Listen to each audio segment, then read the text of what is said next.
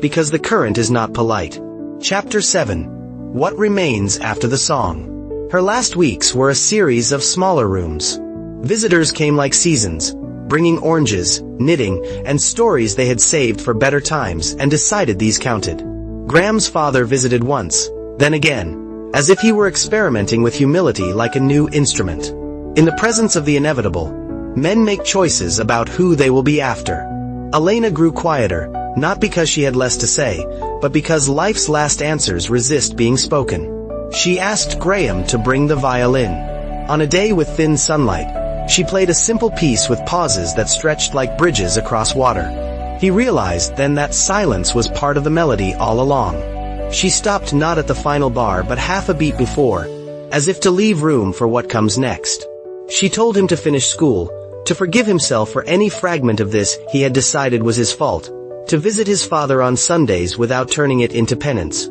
She said he should keep their apartment for a while, even if the rooms echoed, because echoes teach courage.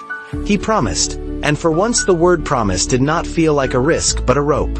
When the end arrived, it chose a calm hour.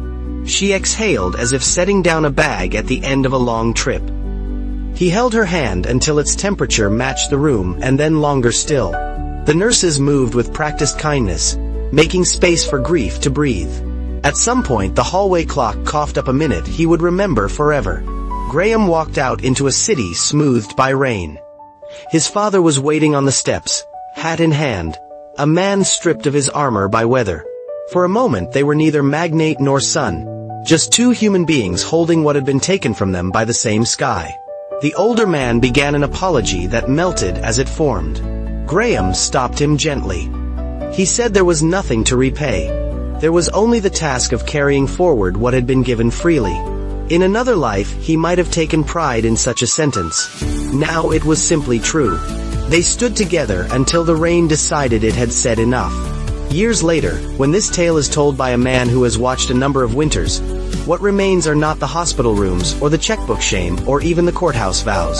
What remains is the sound of Elena's bow skating across the air the first time he heard her play, and the way two people made a home out of a small apartment and a huge intention. The rest of us do well to learn. Love does not keep score, it keeps vigil.